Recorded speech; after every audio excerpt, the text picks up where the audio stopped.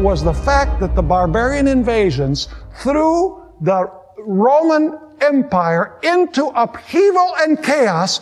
And so those nations said to the Bishop of Rome, you need to bring law and order, govern upon us not only in religious affairs, but also in civil affairs. I want to read you some statements from some theologians on the style of government that existed during the Middle Ages.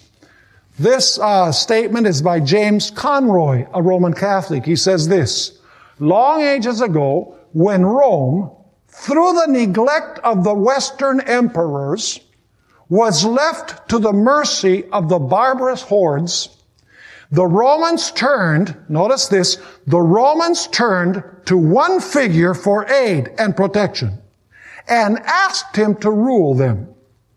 Who was that they asked to rule? The Bishop of Rome. Today he's called the Pope.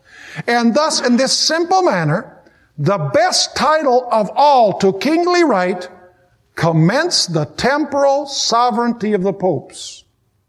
And meekly stepping to the throne of Caesar, notice the terminology, meekly stepping to the throne of Caesar, the vicar of Christ took up the scepter to which the emperors and kings of Europe were to bow in reverence through so many ages. Here's another statement from another historian, Karl Conrad Eckhart. He says, under the Roman Empire, the popes had no temporal powers. In other words, they had no political power.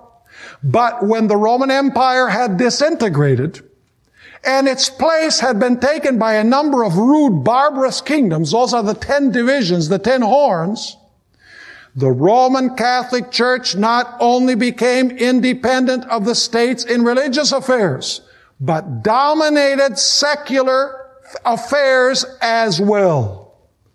R.W. Southern, another historian. These are all, by the way, non-Adventist theologians and historians. R.W. Southern says this: during the whole medieval period, there was in Rome a single spiritual and temporal, that is civil, temporal authority, exercising powers which in the end exceeded those that had ever lain within the grasp of the Roman emperor. And John N. Figi has this interesting comment. He says, in the Middle Ages, the church was not a state. It was the state. Or rather, the civil authority for a separate society was not recognized, was merely the police department of the church. Are you catching the picture of what this is talking about? What was the sword that the Roman Catholic papacy had in its hand?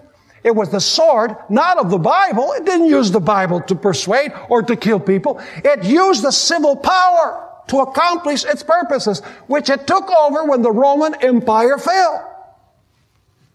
By the way, it's interesting to read a bull by a Pope, Boniface VIII.